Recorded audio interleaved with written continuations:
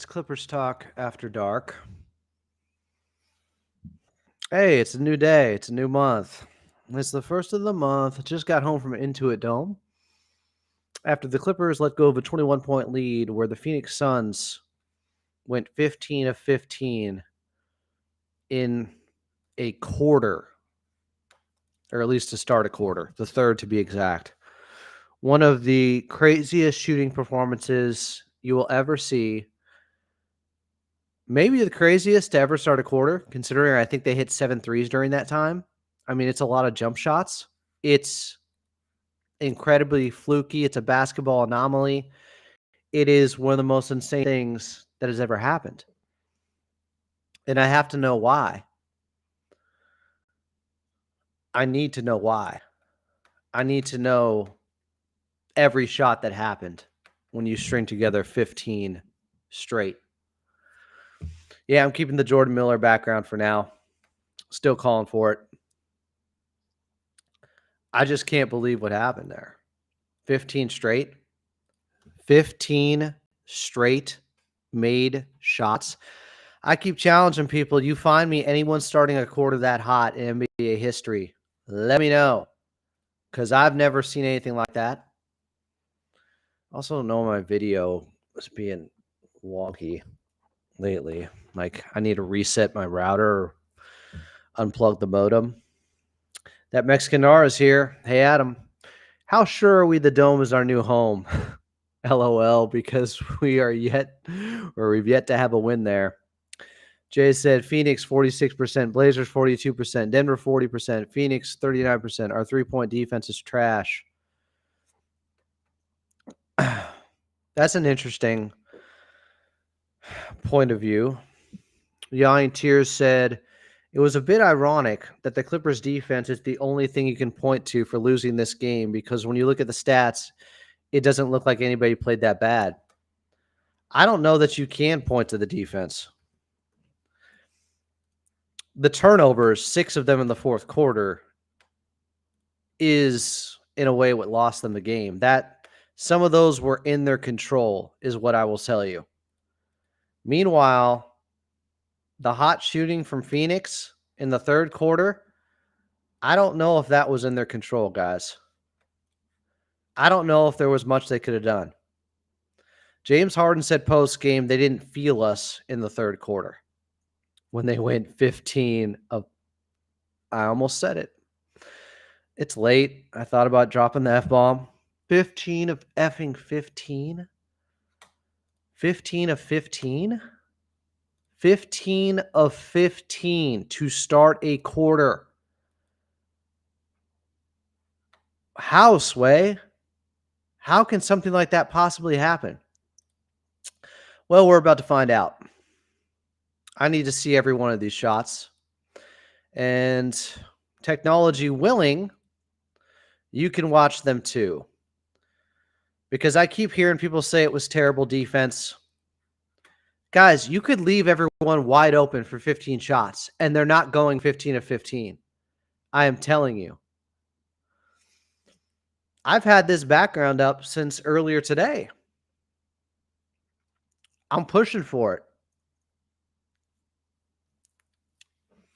KPJ didn't lose them the game. Coach Lou didn't lose them the game. James Harden didn't lose them the game. A ton of factors did. But the biggest one was a team going unbelievably on fire in the third quarter to start things off. I'm going to share the screen. We're going to watch this together. This is the moment of truth for a bunch of Phoenix for sure in favor of the opponent. When they start playing as hard as possible because they're down or they're trying to win the game, it lends itself to maximum effort and guys going into overdrive when they weren't in that place earlier in the game. And that's why you were up, because they weren't giving 100% effort. But late in the game, when it's clutch time, last 5 minutes of a game within 5, that's when this stuff happens. That's when you see the talent level and the separation in talent between two teams.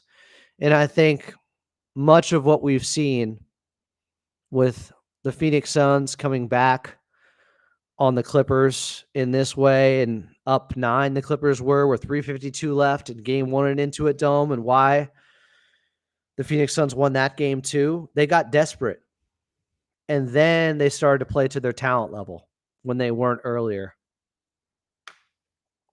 Yeah, they still had the lead, Jay. I'm not blaming it all on just 15 of 15. The Clippers were up 2. They made bad plays in the fourth quarter when the game was tight. The Suns continued to out-execute them when they were finally giving maximum effort, when it was winning time, when it was crunch time. When you have to have it, you see the difference in talent more. And the Clippers are at a talent disadvantage against a team like the Suns. Now, they had their own miscues and own problems in 6 turnovers in the fourth, and they had 4 last night against a team that doesn't have a talent disadvantage against them in Portland, and they missed a bunch of free throws and gave that game away to a team that's not as good as them, even without Kawhi Leonard. But I think that's a big reason why they're losing those clutch time minutes. Everybody's playing hard at that time. So even if you get the jump on a team and you're playing above your head for a while, and they may know that we can figure it out later in the game, like we've seen the Clippers do over the years, back when they were at the talent advantage over the opposition. Teams are doing that with them now, toying with them a little bit. The Suns knew, I don't know about this game, down by 21. But last game, you saw it. When the Clippers were up 9 with 3:52, the Suns turned it on like that.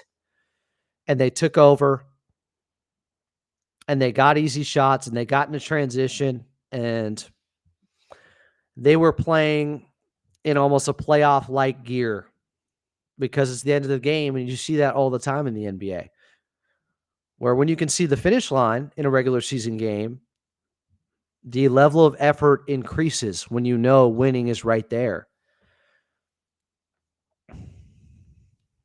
And the Phoenix Suns are the more talented ball club, period. Himothy said, I still think we should move on from KPJ. He is a mess on defense, and he is constantly taking shots early in the shot clock, which Seaman called it out twice. Yeah. It's game 5, but I totally understand that.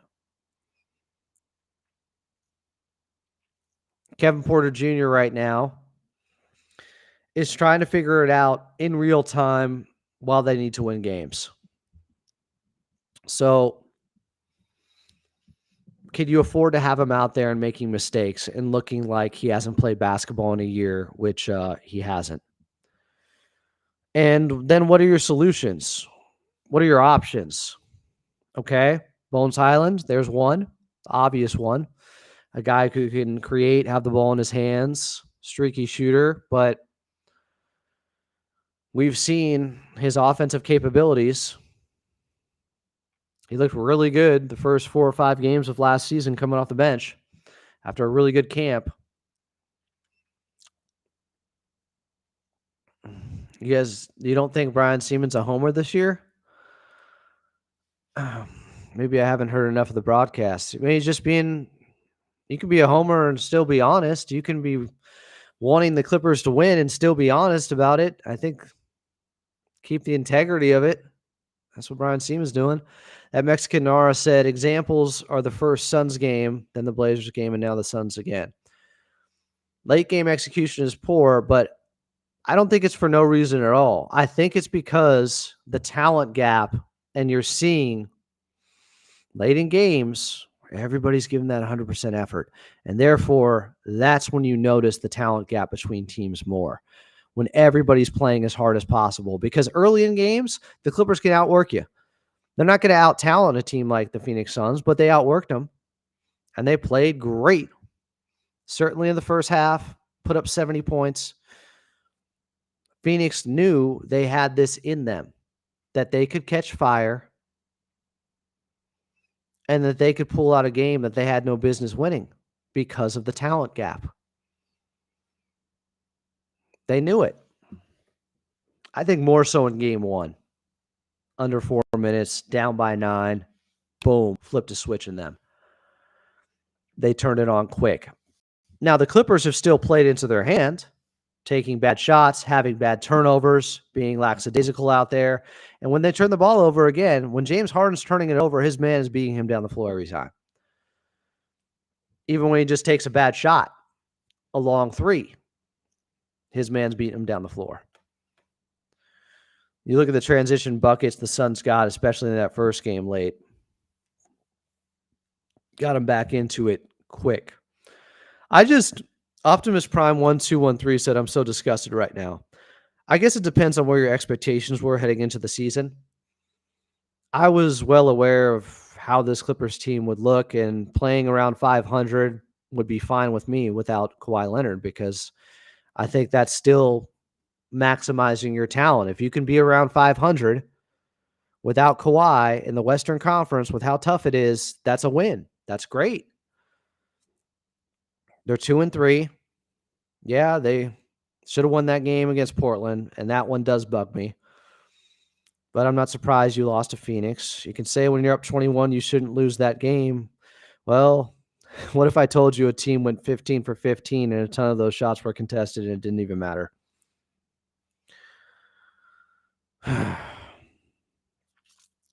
It's just a team at a talent disadvantage most nights, especially on the offensive end. And it has been felt. When you don't have enough shot creators and guys that can go out there and get a bucket on their own and have to have everything be facilitated by, what did you see in the third quarter? High pick and roll over and over again to get them into their offense. It's taxing for Harden and Ivica Zubac. But Harden's 35. Zubac is 27. Harden has the ball in his hands, and he mentioned it post-game. The high usage rating is going to lead to turnovers. People are talking about how, Harden is averaging 7 turnovers per game so far this season. It's like, well, he has the third highest usage rate, or he did coming into this one, behind SGA and Luka Doncic, who are much younger and more capable of having to have so much on their plate right now than James Harden. They also have more scoring help around them. I mean, Luka has Kyrie Irving. SGA has J-Dub, Chet. I mean, not only is Harden too old to have him do all this, it's those guys also have better talent around them, quite frankly. So I just don't know what everyone was expecting. This is about what I was expecting offensively. I'll go to the numbers. I want to see where they're at now. They were at, I want to say it was 24th offensively earlier in the day. Let's see if they dropped. And it probably went up. Yeah, they're 19th now. Because, they put up 119 points, and 70 of those came in the first half. So would they have 49 in the second half? Their defensive rating dropped to 8th. They gave up 125 points. A 15 of 15 quarter to start off for Phoenix. Of course it's going to drop. This is part of the reason I've been telling you guys the entire time. I don't think they can be a top 5 defense without more games from Kawhi Leonard. Some have said top 3. They were 3rd. They already dropped to 8th. Now, it's one game. It's early in the season. There are large swings in the ratings because of that. And it's not even really worth looking at this stuff. But just to give you an idea of where I'm coming from, I think they need to be top 8 defensively, and can be if they want a chance of staying out of the play-in. But again, they still need Kawhi Leonard back for, I would say, at least 50 games, at least, to have a chance to stay out of the play-in.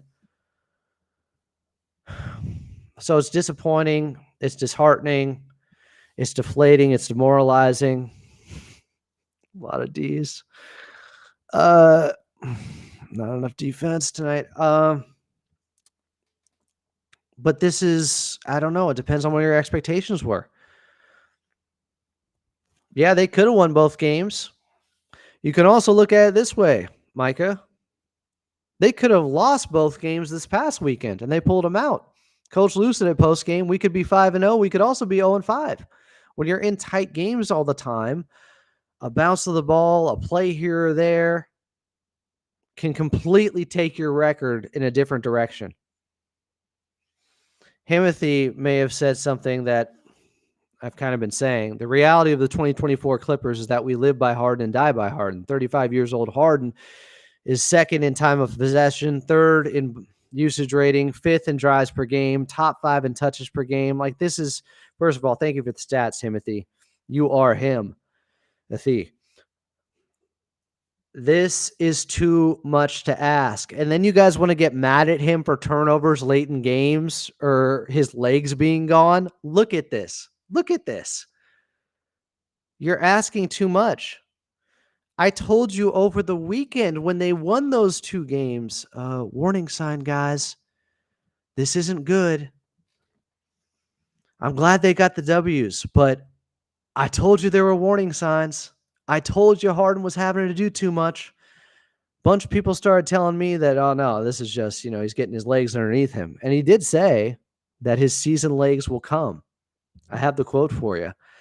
After last night, he said it's Tomer Azarli who joined me pregame. But I'm telling you, season legs can come all they want to. And if that's the cavalry you're looking for, great. He said, quote, season legs is going to kick in after last night's game. If he has to do this much, if these numbers stay around here over the next 20 games, this stuff is not going to get much better. They have to find somebody else to alleviate the burden. This is why KPJ has been getting this shot. You can say he's not performing well enough or he hasn't been successful in this role, but the logic of why they're doing it is because of this. This is it right here. And the Clippers petering out late in games because they're relying on a guy to make everything happen who's 35 years of age, and he's already done so much earlier in the game.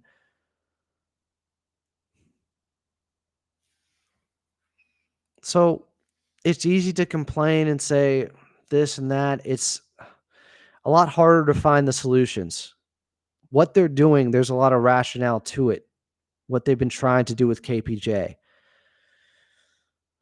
I mean, the guy can create for himself. He can get by defenders. And tonight he had his best shooting game. He started 4 of 4.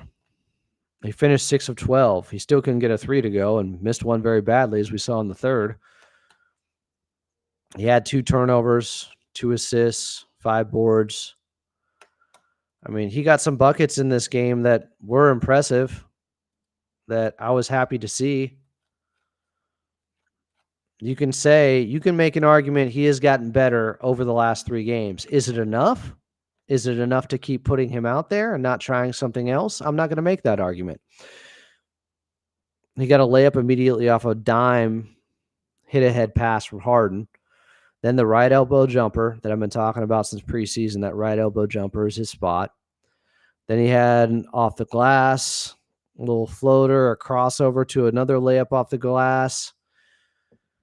I mean, he had 10 points in the first 5 minutes he was out there. What would I do? It depends on what you're trying to do this season. If you go away from Kevin Porter Jr. right now, guys, it's one thing if a suspension came in and then you have to go away from him. If you just go away from him, he's just never going to play again this season. That's it. He's done 5 games in, and you're never coming back to him. That is pretty drastic. Is that what you want? Or do you want to see more and see if he can figure it out and get better, as he's gotten a little bit better and seems to be a little bit more comfortable over the last 3 games? You go to Bones. What if Bones struggles?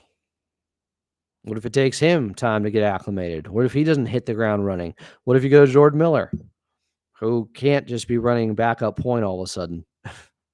He's going to have to be in the backcourt probably with Chris Dunn running the show, and he's just not as talented as a playmaker, as a creator, and as someone who can create advantages on the offensive end. There is not a great solution to this. I mean, it's not as simple as that, sis. They were up by 21. They were also up by 21 when Phoenix had 2 superstars and the Clippers only had 1. Link said, games down like that we could really use the firepower of our superstars, but I think today's loss wasn't that bad compared to yesterday. I kind of agree with that. Suns caught fire and made a historic moment. Does anyone know? Did anyone see the Phoenix Suns and what the record is for shots made in a first quarter? Does anybody have that number? I've been asking for it all night. Who has the record for consecutive made shots in a quarter in NBA history? Did we just see it tonight by the Phoenix Suns? I mean, if you lose a game to the team that sets that record, is that the worst loss? No. I think last night's loss was worse too. I agree with this. Last night's loss was more inexcusable in a lot of ways to me.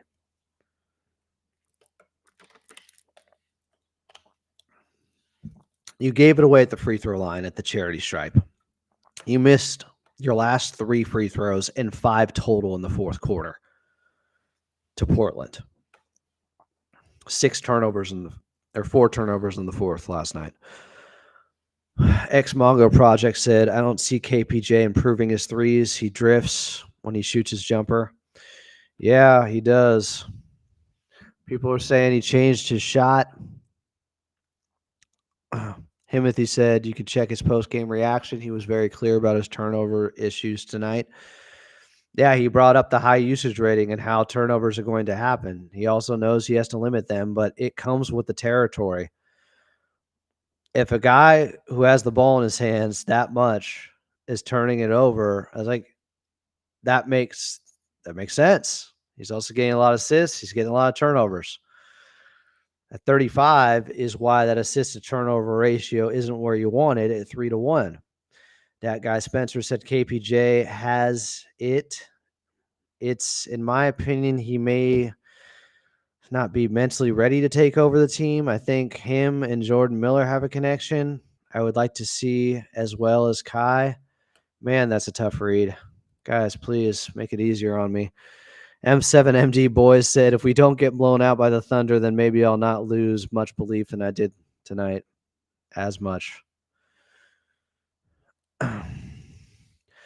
Boykins44 said, next game we win is what? Houston? He spelled win, W-H-E-N. Was that voice to text? What? I make the same mistake sometimes. I just type too fast. I'm hoping the next game they win is Saturday. I'm not going to give up on any game with this group. I'm not, because their defense is really good when they're at their best. Amir said, we are fighting for a play-in spot. 9 or 10 is my expectations at this point. It's just amazing to me. This past weekend, everybody's talking about getting out of the play-in, and we're a 5 or a 6. And then 2 games later, everything changes. Didn't really change for me. This is pretty much what I expected. Portland lost, no, but I knew their offense would go into huge dips and lulls, and especially at the end of games. Yanni Tears said, I don't understand how people are down on KPJ after this game. Like, all they see is 0 for 3 3-pointers and no other stats. I kind of agree. It wasn't that bad of a game. We saw the defensive possessions and how buckets were being given up in that third quarter and how they made 15 straight. And KPJ was responsible for like one of those. But yeah, put it all on him, guys. We just watched the tape. Coffee and Balls said our offense is going to be our biggest challenge all year if Kawhi doesn't come back. No kidding. There are 9 to 10 teams in the West with more firepower than us. No kidding. Did you guys not know this to start the season? I've been talking about this all offseason. Offense was going to be a grind. Amir said being a contender is not even remotely in the picture. I don't know. A bunch of people told me that even without Kawhi, they could be one. Look, if they get Kawhi back, anything's possible. And I'll talk with BJ tomorrow from the Pull Up Podcast. He's going to join me at 9:30 a.m. appointment listening. I'm excited for this interview. He's had some really great shows recently. I want to talk to him about Kawhi, this loss, his expectations, how he's changed as a fan. BJ from the Pull Up Podcast. That Mexican Nara said, wouldn't it be proactive if he does get suspended to get Bones going? Worst case, KPJ gets suspended late in the season, and now we have to get Bones ready. Maybe. I think Bones is an option. You know how I feel about Bones Highland. Jay said, this is the NBA. Why are we concerned about players' feelings? Try something different. If that fails, go back to KPJ. Nothing to lose except to the Suns. This is someone who doesn't understand the essence of a locker room and how you can lose a locker room and how guys can be disgruntled and you can have a whole nother slew of problems if you just start taking away minutes 5 games in. And look, if it's KPJ, it's more understandable, but everybody's screaming to start, Jordan Miller over Amir Coffey at the beginning of the season. That's just not realistic. Like, you have to take the locker room and personalities and seniority into effect, or else you get a ton of issues. Himothy said, I think I saw Mavs last season go over 21 straight shots. 21 made straight shots? Really? 21 straight?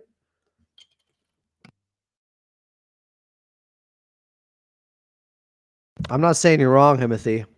That's crazy. Mo said, what about expanding to a 12-man roster? Does that create more problems or allow more flexibility? It creates more options. I know Golden State's doing it. That's just not something I think Coach Lou's going to consider. He wants a 9, and they're currently at a 10. Amir said, long season. That guy Spencer said in the second quarter of the Mavs game against the Chicago Bulls on Monday night, Gafford set the NBA record for most consecutive field goals made with 23 in a row. That's for an individual, not a team.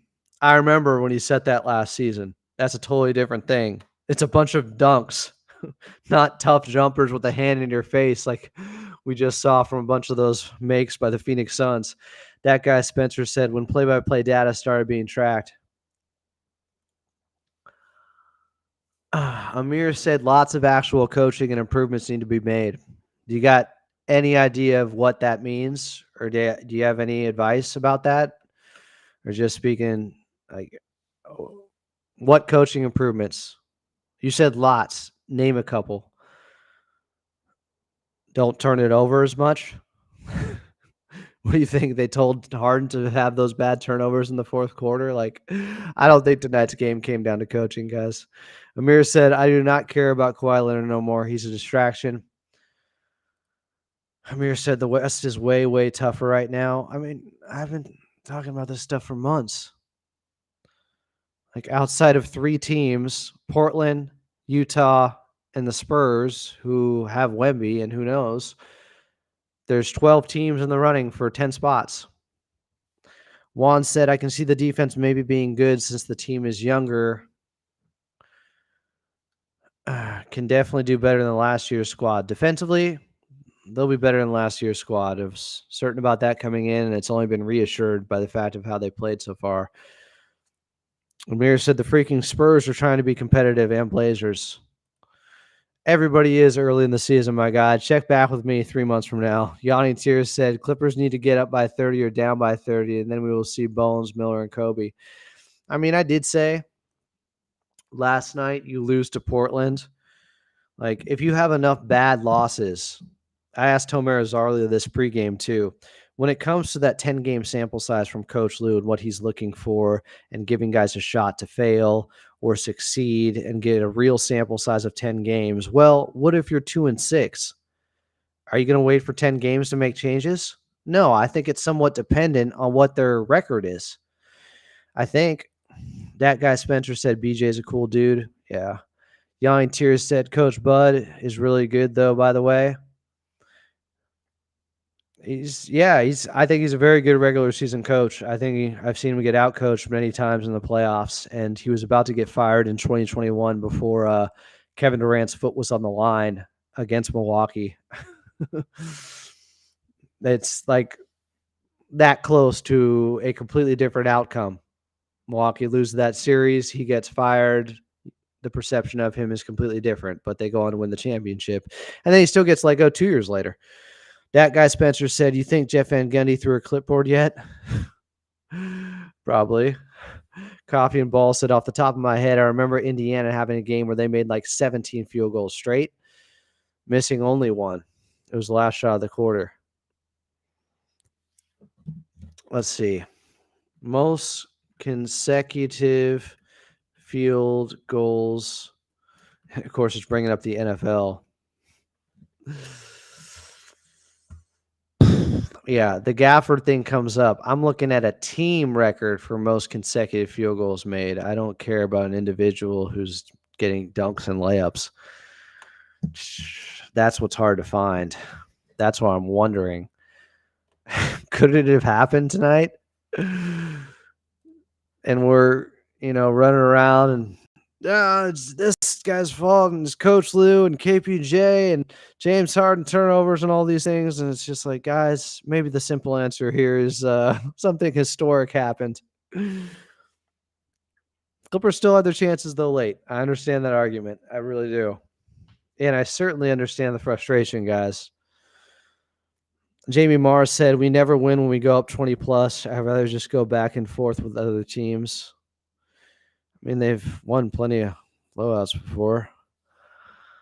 IV said, "Yeah, I tried to find it too for teams. All I could see was individual player records. It's hard, man."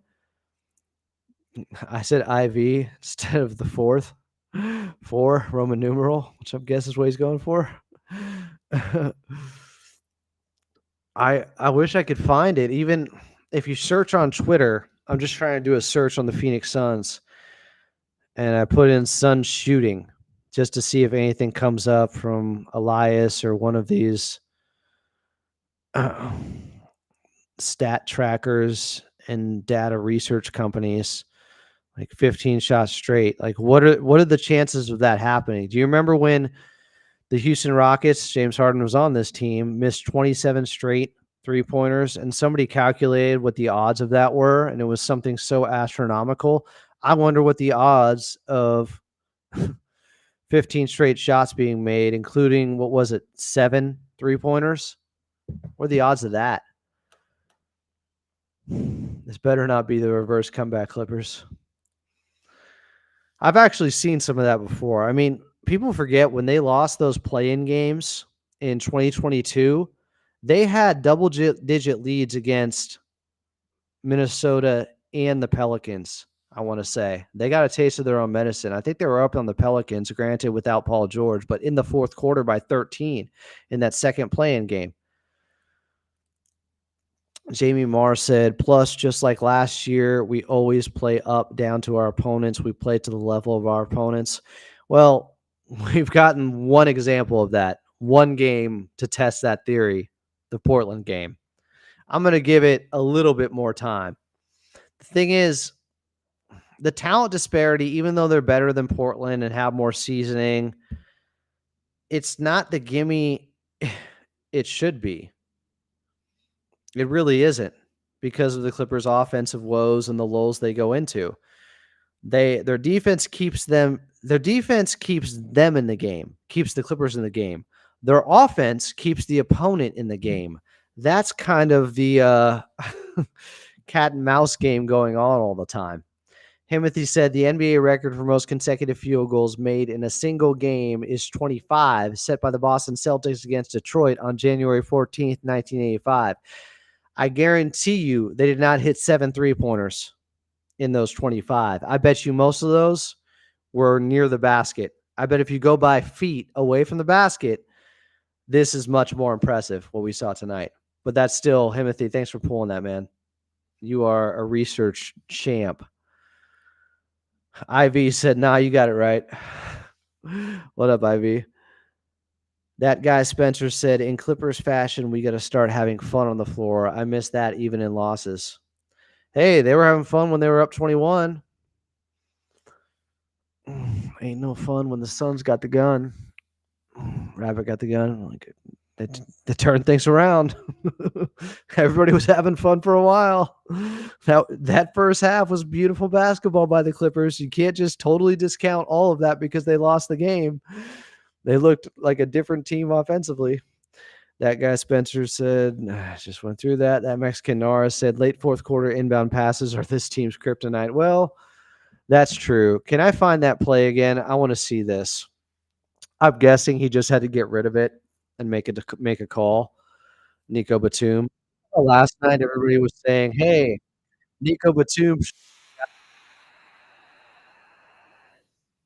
Well, the very next night, it did happen. People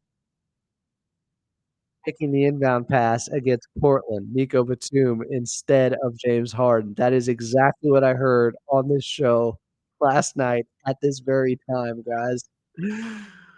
Dude, that aged like milk. I'm trying to find the play. Is it even included in the full game highlights? I mean, it should be. It's pivotal. Frustrating, frustrating. No, they didn't put it in there. I don't know if anybody has it. Tweet at me at follow out of May, and I'll blow it up in here, and we can all watch together in horror. Yawning Tears said 2020 Suns made 11 consecutive threes March 6th against the Blazers. Okay, that's something. But it ain't 15 straight shots in a quarter. Timothy said that last night about Batum.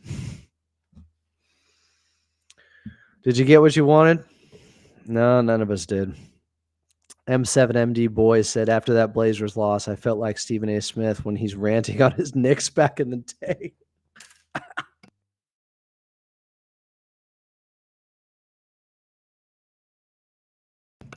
I almost had the David Stern gif on the water bottle.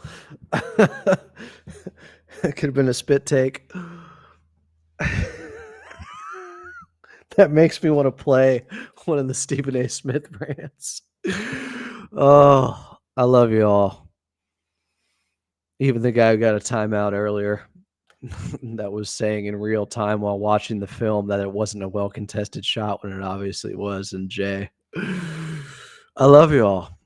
It's fun. It's why I stay up way past my bedtime after a long day, but light work, who cares? I ain't digging ditches. This is nothing.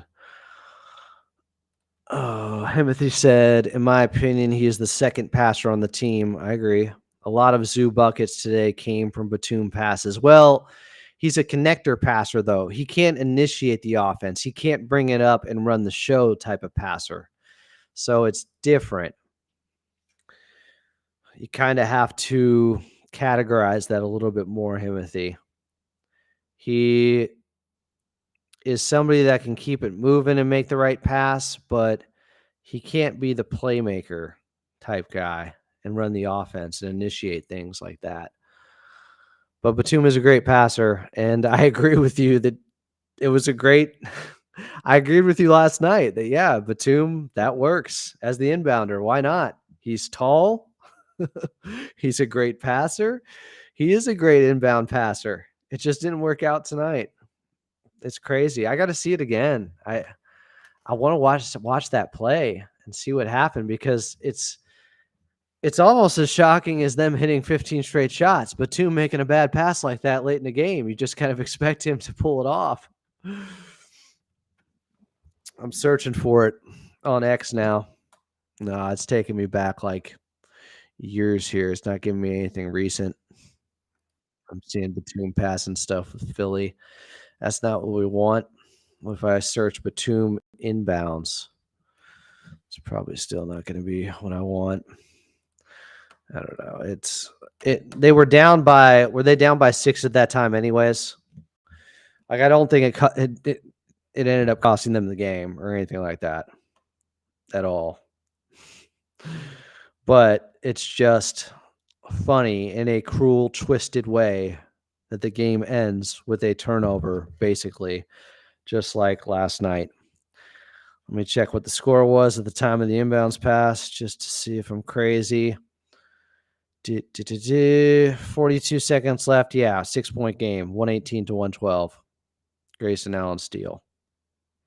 Like, the Clippers had 26 points in the fourth quarter, but guys, it wasn't 26. It was 19. There were a bunch of inconsequential baskets late. They were not good in the fourth. People are hitting me up on X saying, why is T-Man on this team? T-Man just had his best game of the season, I think. He earned those minutes in the fourth quarter. T-Man was solid. He still can't hit a three, but he at least took two of them. All right. Here we go. Tom Van Dyke. The NBA team record for most consecutive field goals made in a single quarter is held by the Utah Jazz, who made 14 consecutive field goals on 4/27/21. So does that mean the Phoenix Suns just broke the record and they have it now? Because somebody had Boston making, 25 straight? In 1985, we have dueling researchers here. I'm loving IB. IB's providing the IB for us who are tired and weary. The banana bag from Jersey Shore. You remember after a long night out of drinking and partying and fist pumping and t-shirt time, next day they'd wake up, they'd bring in the IV bags for like $150, hook them up. First night here, but love you too, bro. This will be my new therapy for the Clippers, driving me insane every other night, if nothing else. That's what we're good for. That Mexican Nara said, forget the plan. Can we get a win at the Dome? God. Oh, you ain't lying. Will said, it's so hard to tell what the Clippers are going to do. They are in desperate need of either Brandon Ingram or Zach LaVine, but their record will dictate with either of those moves come to reality. Why would they do them? Let me explain something for the millionth time, guys. They should not be making any big moves, any all-in moves where they lose more assets probably at all right now, but definitely they should not be doing that until they see if Kawhi can stay healthy. What is the point of trading pieces and draft picks again when they have one first-round pick to give away? If they trade any good young players for guys who are going to make them better, but not contenders. They're only a contender if Kawhi can stay healthy, and that hasn't been the case. So let's see if Kawhi can come back and stay on the court before you make any moves, please. Link said, only if Norm didn't get hurt. That's a good point. He could have closed the game for us. He wasn't the same when he came back. No, I think he started 0 of 4. He started at least 0 of 4 in the fourth quarter. He may have gotten to 0 for 5 in the fourth quarter. And Norm was starting to cook in the third before he got hurt. That is a great point. Max Vegas said, your Clippers After Dark are amazing. You're doing God's work. LOL, I just got home, and to see your live is amazing. I'm here for you, Max. What a badass name, Max Vega. ST said, I'm confident that we'll get a couple more wins at least. What do you mean, on the season? Well, I don't think they're going 2-80. You mean on this homestand, I hope? That Mexican Nara said, great. The Bums have the first in-season win and a record at the Dome. So wait, somebody's saying it's held by the Boston Celtics in 85 with 25 straight made shots. Somebody else is saying it's 14 straight made by Utah in 2021. I am not door dashing McDonald's tonight, my guy. I have a new rule. Not to eat bad right before I go to bed. Somebody said that would turn into nightmare fuel. It did last night. I can't remember it now, but it was not a good dream. I know that. You know that feeling when you wake up, like you can't remember all of it, but you know it was bad? Coffee and Balls said, found it. November 9th versus Denver. The Pacers went 20 of 21. That's not the same thing. That's not 20 or 21 straight. We're looking for straight. There's a hiccup in there. 15 straight tonight, my friend. Julio said, Adam, it's clear that without Kawhi, we're going to struggle. Wow. We lack firepower. Hope Kawhi returns by Christmas, or we'll need a microwave scorer off the bench with a high basketball IQ. Not only that, he also has to play defense. Good luck at finding that guy. It's just teams are dangling them, just asking the Clippers to take them, I'm sure. Those great microwave scorers that can also play defense, so they're not a negative on that end. Like, people brought up Jordan Clarkson. It's like, great. He's going to give up the same amount of points on the other end.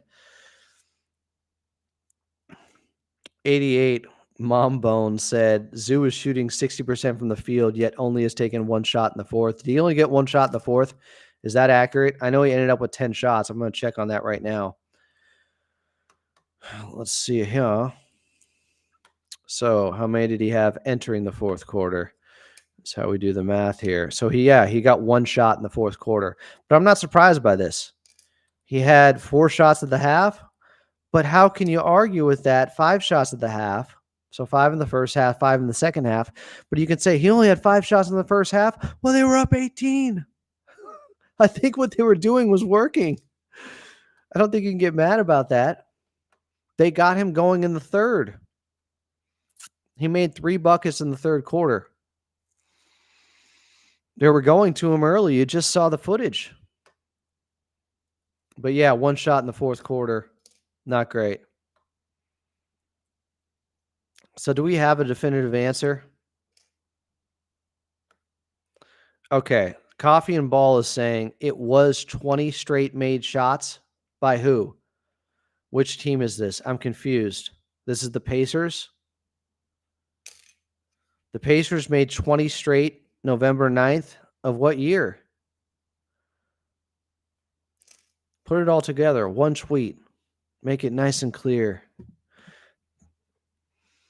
We need the answer. We need to know. I need to know if I saw history tonight. It felt like it. Like, I was mad about the game, but I also was like, damn, I can't believe it just happened. Will said Zach LaVine should be relatively cheap, but I agree, record in Kawhi's health. He's not going to be like, here's the problem with Zach LaVine. He has an opt-in for $48 million during the summer of 2026. If you bring him in and he takes up that cap space, when you're trying to go out there and get, I don't know, SGA or Luka, they could be long shots. But there are other players that are going to come along over the next couple of seasons, even before the summer of 2026. Disgruntled stars that you could possibly trade for. And you don't want a guy taking up all that cap space if he's not going to make you a contender. And he's not going to make you a contender if Kawhi Leonard can't stay on the floor. I also don't know if Zach LaVine is as much of an upgrade over Norman Powell to even consider taking that risk anymore. Norm has been pretty damn good. I mean, he's an upgrade, no doubt, but it's the contract and Kawhi's health. Jay says 20 and 62. Jay's a big doomer. He's definitely been getting off on that all night. Timothy said it was the Boston one. I found it on Twitter. So one's saying it's Boston with 25 straight and 85, but I guarantee you they didn't make – did they even make 1 3 during 25 straight? I bet it was so much stuff at the basket back then with Robert Parrish and Kevin McHale that it's just not as impressive to me as a bunch of jumpers and a couple of layups. Easy ones by Phoenix tonight. Coffee and Ball said it was 20 straight. I said earlier they missed the last shot. Yes. Josh McRoberts. So they had a shot at clearing the quarter and being perfect, and they missed the last one.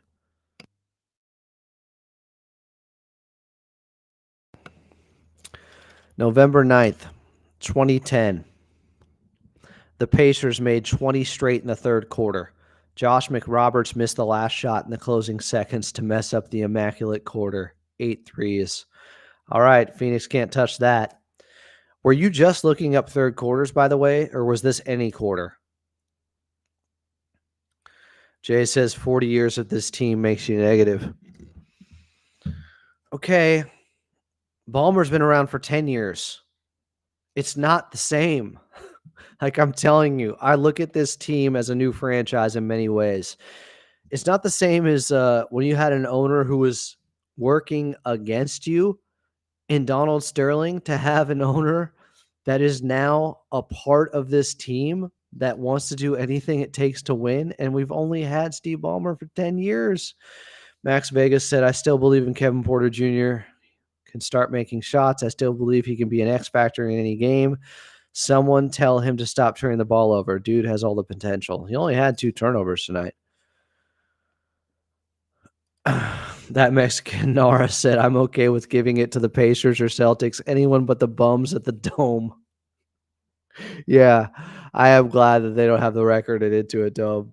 This is reassuring. God bless you, Coffee and Ball, and Yawning Tears, and the research and the great researchers here on Clippers Talk. Our crack staff of researchers are just all over this. Checks in the mail, guys. John McClain. Yippee-ki-yay, you really think SGA would want to come back to the Clippers? You have to leave that possibility open at least. Here's what I think. There's a better chance if OKC wins in the next 2 years, which is likely, that he ends up maybe leaving. I don't think it's a great chance, of course, but you have to leave the possibility open over the possibility of what? Zach LaVine leading you to the finals? That's not going to happen. If Kawhi can't stay healthy, it does not matter if you bring in Zach LaVine or Brandon Ingram.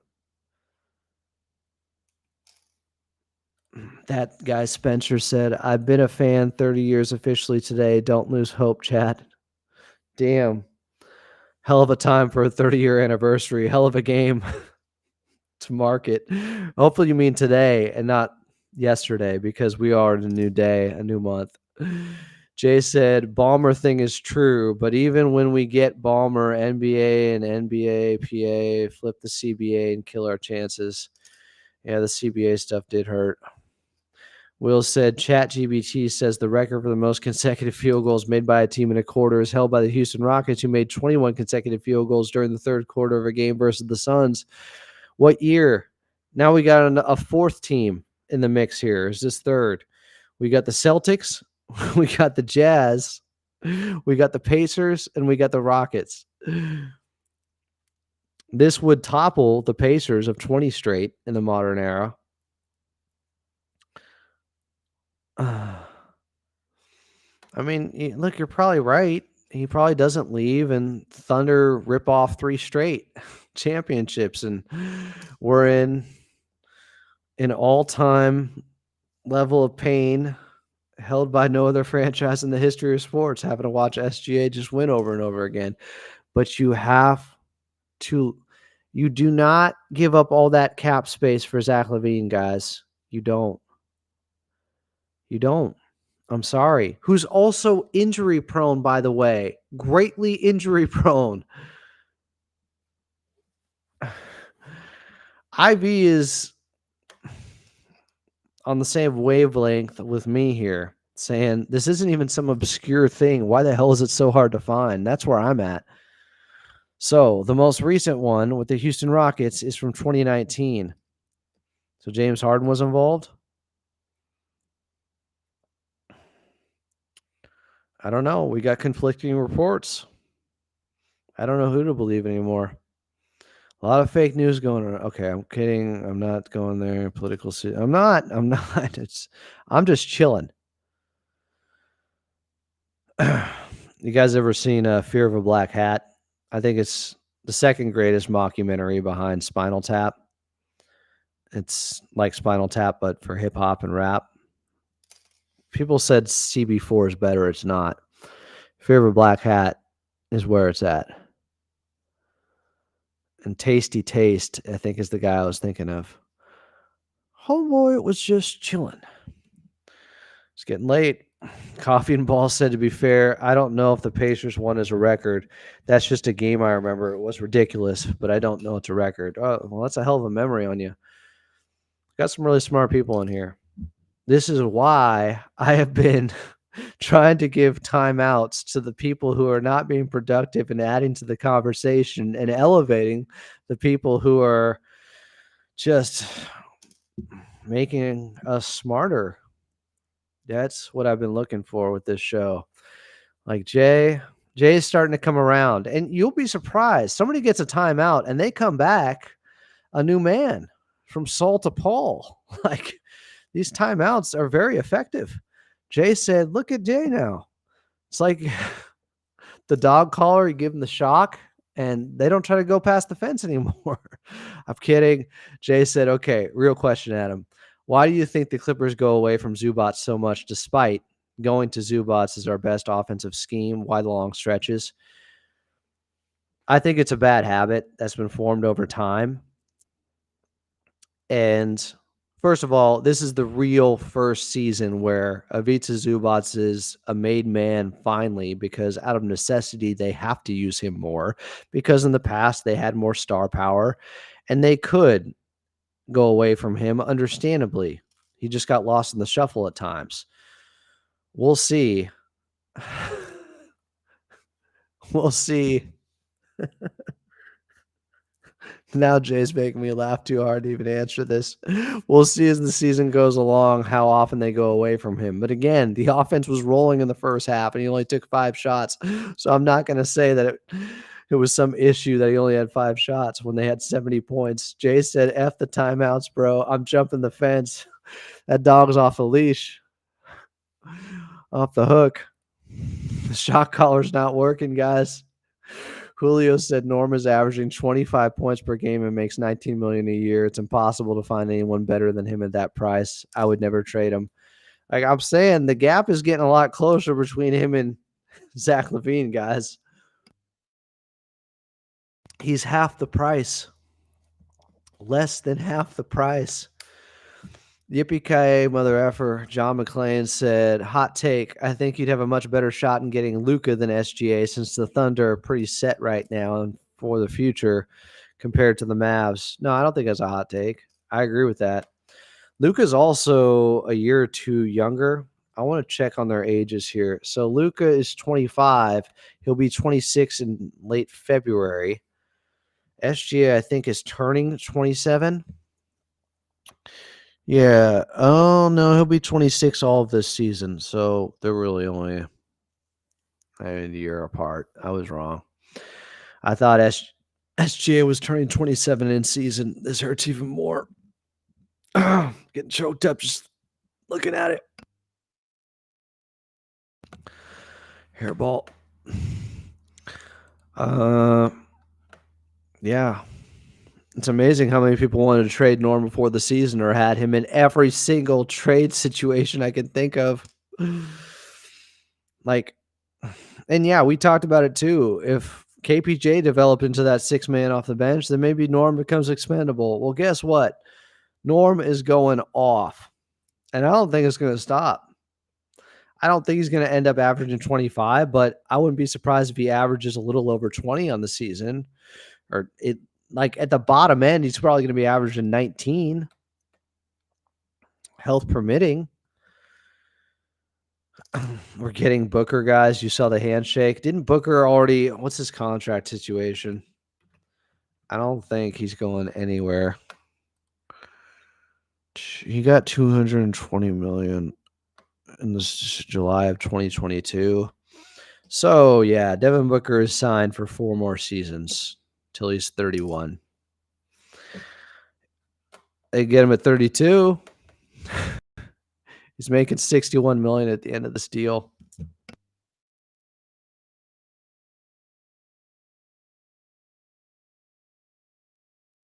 Let me tell you, people will be getting fired and guys will be getting shipped out long before they get rid of Giannis.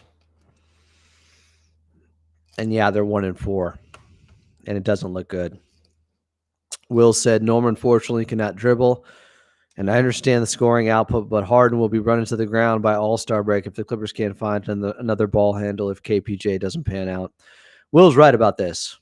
Like, yeah, Norm's not – he can't create for himself like Zach LaVine. The biggest gap between them is Zach LaVine can bring the ball up. He can play make more. And, yeah, he's got an amazing handle. he can absolutely create for himself. Norm is a get it and go guy. Catch and shoot, go to his right, go to his left, cross the lane for the little floater, which is not bad. Quick decision making, not playing with his. That's a different way of saying playing with your food. Not making life more difficult on himself and over dribbling. Max Vega said Mason Plumlee really had some extra juice tonight. His fit with Booker is interestingly positive. Yeah, I saw Big Plum pregame. I didn't talk to him though this time. Big Plum has been good for them so far, from what I heard from their broadcasting team. Why is this lighting such crap? Probably should have brought in the selfie ring. It's like the worst lighting possible. Somebody said this team, aged me 10 years or whatever, and a week of play already. It's just bad lighting, I swear. I'm better than this. Bad lighting and too much McDonald's, but I'm done with that. Coffee and Balls said plot twist. Lauren Frank traded SGA so he develops on a rebuilding team only to bring him back in his prime. Don't put me in timeout. LMAO. No, I mean, if it's jokes are warranted. I mean, jokes are welcome here. There's people that are seriously like, fire Coach Lue tonight. What? Because what? He called a timeout when they shaved an 18-point lead down to 17 points early in the third quarter when he saw this all coming. That was brilliant. Look at the open shots they missed. This is not on Coach Lue. That's the stuff that just gets to me. Misdirected hostility. That's what you got, you see. Yeah, 311 was okay when you were younger, and I still get nostalgic when I listen to him. But hasn't always aged great, can be a little sophomoric, but that's okay. It reminds me of a different time. Sometimes you need that after losses like this. We got anything else, guys? Or am I gonna mosey on over to the old Starlight Saloon? Put my cowboy hat over my eyes. Go to bed. Oh yeah, show 8 hours from now. Show coming up 8 hours from now. BJ from the Pull Up Podcast. He's coming on. We'll get more into this game.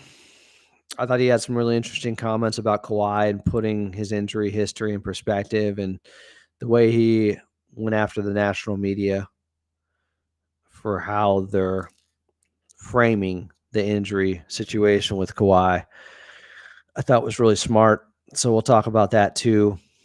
But Clippers are 2-3. We'll talk a ton about what's happening and get ready for the game against OKC. Maybe I'll have then a Clippers talk after dark tomorrow night too. I don't know. I know we got Clips and Dip coming up tomorrow.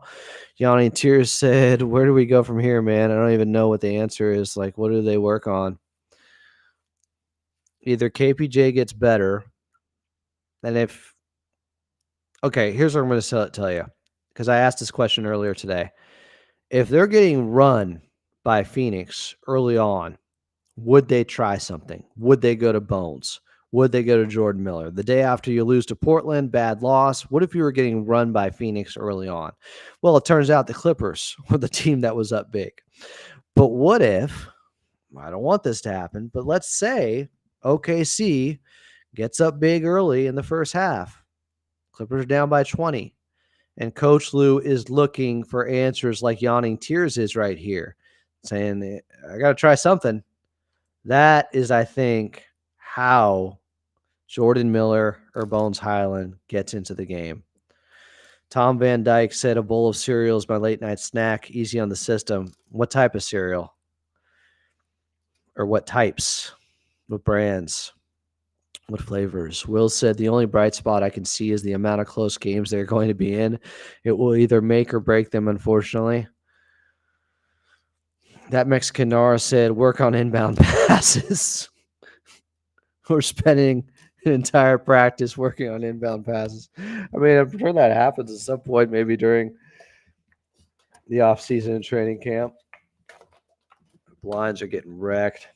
My green screen is just knocking things over left and right. John McClain said, we're going to need a lot of beer for that OKC matchup.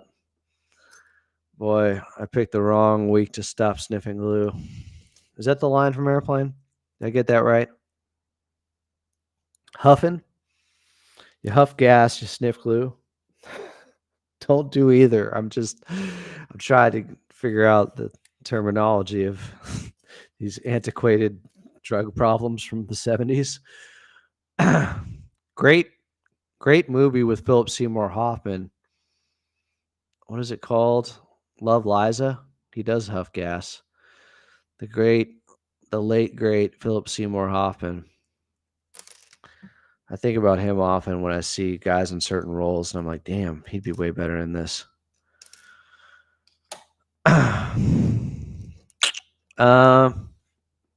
Yeah. I think I'm good. Once I hit the Philip Seymour Hoffman part of my routine here on Clippers Talk After Dark. Yeah. That's the routine. I know it's time for bed. I kind of was interested in Tom Van Dyke, though, and what cereal he was going with. I wonder how that guy Jordan is doing now that did get shot into the void because he wouldn't stop bringing up, I told you about KPJ. I was right. And I told you about this team, and they're going to be above 500. I wonder how he's doing right now. Maybe I should unblock him. Should I, guys? See what Jordan's up to now? It's not a block. It's like, I don't know how it works on YouTube, but you can just hit like the ignore, and someone could still send messages, but nobody else can see them in your YouTube comment section. Like, I'm still learning all these things, and it's fun to me. Tom Van Dyke said, anything cereal you got, but I'm trying to move from Cocoa Krispies to Grape Nuts. I'll let you know how it goes, but it beats a burger.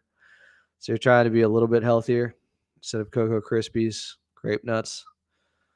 Honey Bunches of Oats by Post. The best cereal of all time no longer exists, I think. It's Rice Krispie Treats cereal. Let me show you. I think they changed it and like added marshmallows, and there aren't the chunks of Rice Krispie Treats anymore. This was the best cereal on earth. Trust me on this.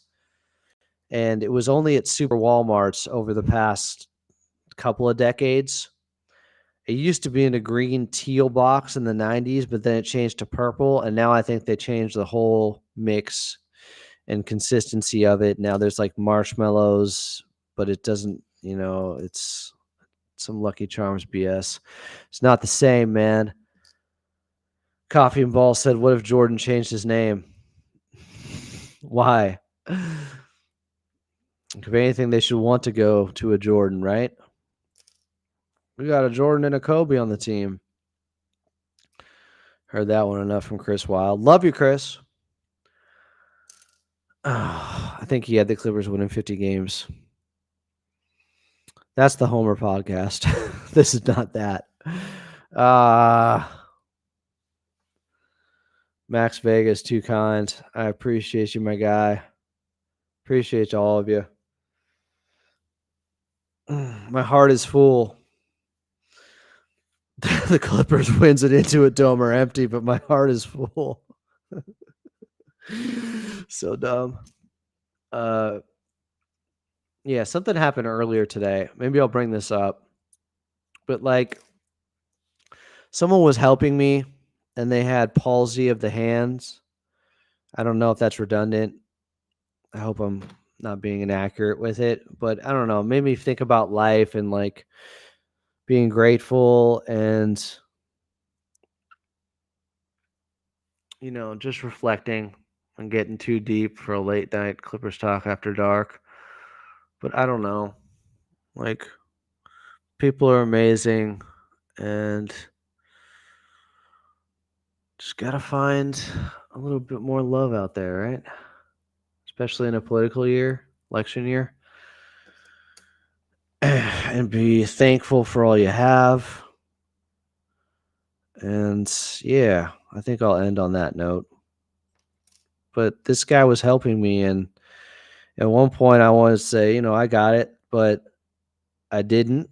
I didn't want to like take away, his dignity or whatever. It was taking longer because of his hand issue, but I don't know. I was taken aback. Made me have a moment.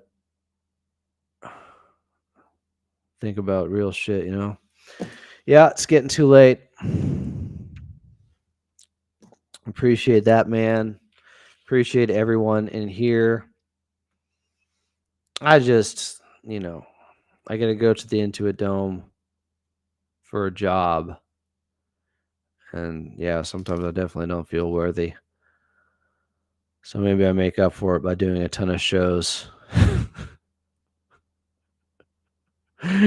Quantity over quality. That's what I always say. Gotta appreciate the little things. Clippers struggling, but the big things really. But you can't just look at the downside. You gotta stay positive and do what you can. It's the only way to try to make it.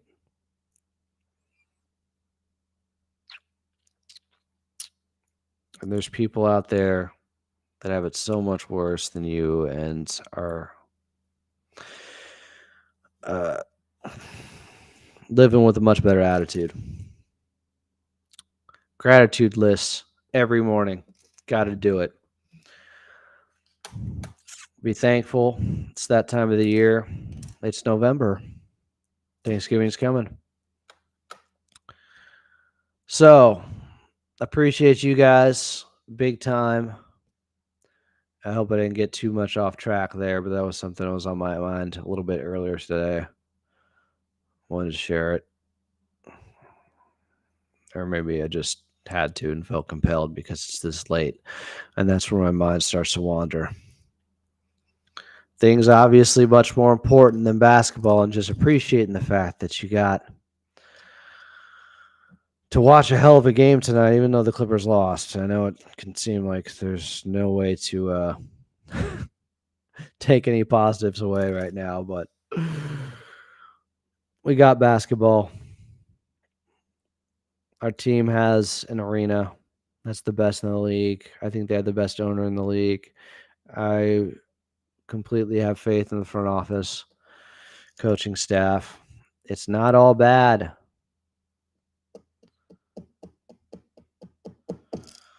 Let's appreciate things a little bit. All right. Love y'all. That's the best I got. Talk to you tomorrow at 9:30 a.m. right back here. Clippers Talk Live. BJ from the Hoops, or from the Pull Up. The Pull Up podcast. Gosh damn it, Adam. Let me get this right. I want to promote it. The Pull Up basketball podcast. There we go. BJ coming on tomorrow, 9:30 a.m. Yeah.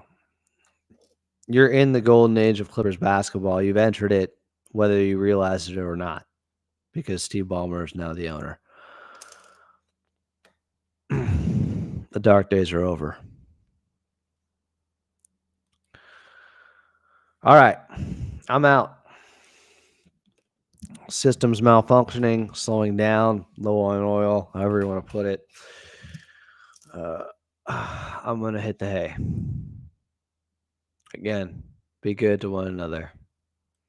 Probably not going to say that again on a show.